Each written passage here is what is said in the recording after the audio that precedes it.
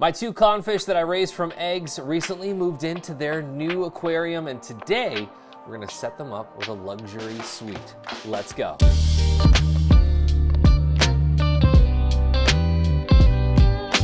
Hey, what's up, coral people? If you are new here, my name is Remy, and this is the Bahama Llama Coral YouTube channel. Before we start, make sure to like, subscribe, and hit that bell notification so you know whenever I upload new videos. I'm curious, what's your favorite kind or strain of anemone? Is it a rock flower? Is it a carpet? Is it rose, bubble tip? Is it a black widow? Leave a comment down below. If you've been following this channel or followed me on TikTok or Instagram, you've met Uno and Dos, the two clownfish that I raised from eggs. They recently just met each other and have taken up residence in this 10-gallon all-in-one from Waterbox. I really want to keep this tank as simple as possible, and I only want to add one more thing, an anemone. Obviously, the symbiotic relationship between an anemone and a clownfish pair is one of the most classic symbiotic relationships in the ocean,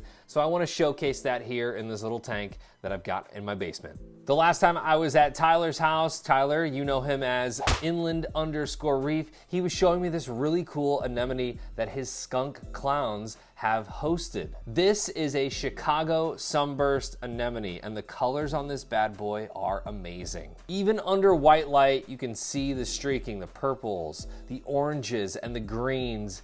It is so beautiful. So about 2 weeks after we shot that video, which you can check out after you're done with this one, he called me up and he said, hey, it split. Would you like the other half? And I said, I'm sorry.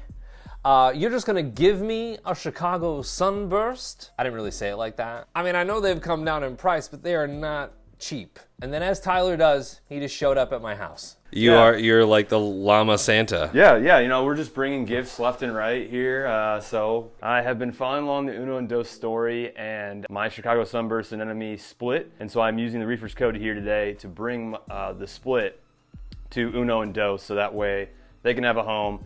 I have a backup just in case anything happens in my tank. The owner of SR Aquaristic, Scott, who has created and built and sells the tanks and stands that I have in my systems, and after buying one of those tanks, they were gracious enough to give me one of their small splits. And so now it's grown in my system for 2.5, 3 years, and then it just split finally. And now we're here today. We put it in, and then I wasn't even like 30 seconds where I think it was Dos. I think it was Dos that went up and actually started nibbling on the tentacles. So like clownfish will suck on the tentacles to sort of build up their immunity to that sting from the nematocysts that are in the tentacles of the anemone.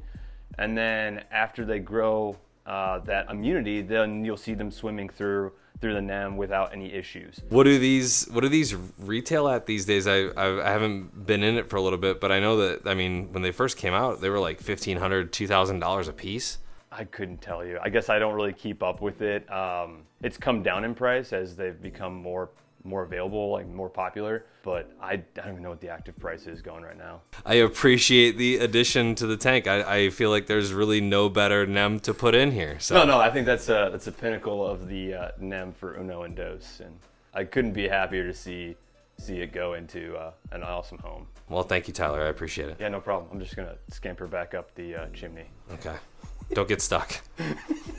She is an absolute beauty and a nice little luxury suite for their new home. Now, unfortunately, it's a newer tank and I'm kind of going through the uglies right now. Even with mature rock from a different tank, I'm still experiencing a green hair algae bloom. If you're new to the hobby, or if you're a veteran, this is just what happens. Manual removal, water changes over time, a solid cleanup crew, and making sure that your photo period on your lighting isn't too long to start can really, really help with green hair algae or any nuisance algae. I'm hoping that this nem splits into many different segments over time and then there's just no rock for algae to grow on at all. I sincerely want to thank Tyler for donating this amazing Chicago Sunburst Anemone to Uno and Dos. For those of you that don't know the Reefers code, here's a great example of it. There's a really good Reef Builders article that Mike Paletta wrote all about the Reefers code, and I'll share that below. The overarching theme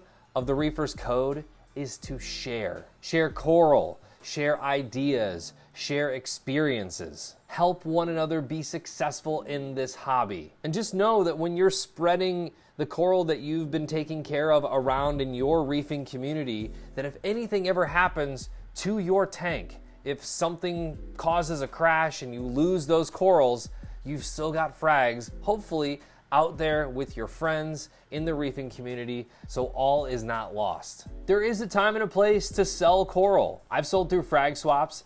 I've sold to reefers in the area, in the St. Louis area, but it's always good to keep in the back of your mind, your good friends in the hobby, spread the wealth, spread the knowledge, and let the Reefers code live on. Hey, if you liked today's video, make sure to like, subscribe, and hit that bell notification so you know whenever I upload new videos. As always, I want to thank Fritz Aquatics for supporting the channel. I really appreciate it. TurboStart is what got this 10-gallon tank up and running in the first place. They've got great salt and great products. Check out Fritz Aquatics. Also, huge shout out to Scott Crow, the fish governor of Rhode Island. And while it is the smallest state in the US, it's not about size.